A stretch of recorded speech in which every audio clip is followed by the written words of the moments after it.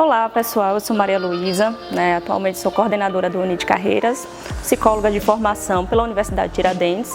Então pessoal, hoje vamos conversar sobre as perguntas mais frequentes num processo de entrevista de emprego.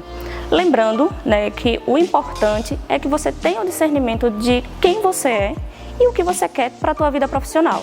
Acreditamos que essa vai ser a principal diferença para que você se dê bem durante esse processo de entrevista. A gente pode pontuar quais são as perguntas que são mais frequentes durante as entrevistas de emprego.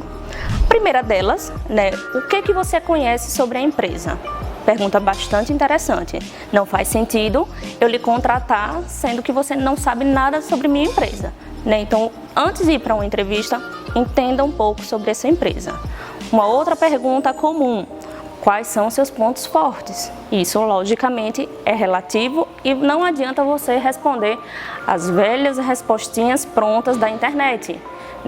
Entenda quem é você, o que você entende de fato como um ponto forte para que você consiga transmitir isso durante a entrevista.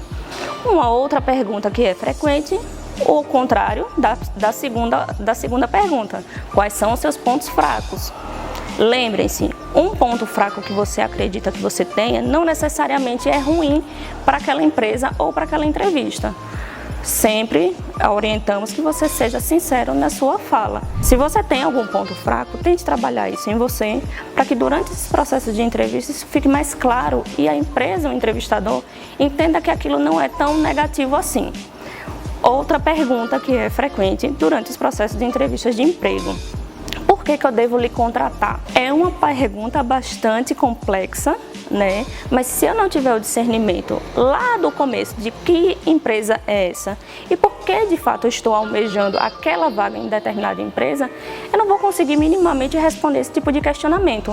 Então é ter claro qual a empresa que você está almejando e o porquê que você está almejando aquela vaga. Outra pergunta que é constante é: o que você planeja para os próximos 5 anos na tua vida profissional? Quando a empresa lhe questiona sobre o teu planejamento para os próximos 5 anos, por exemplo, ela quer entender um pouco do teu nível de planejamento pessoal e profissional.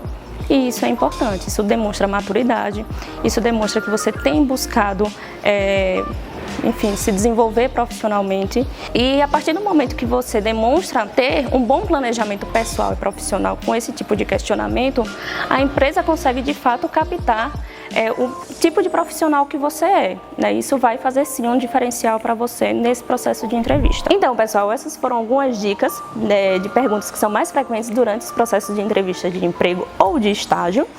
Qualquer dúvida, nós estaremos sempre à disposição aqui no Unit Carreiras, é só nos procurar.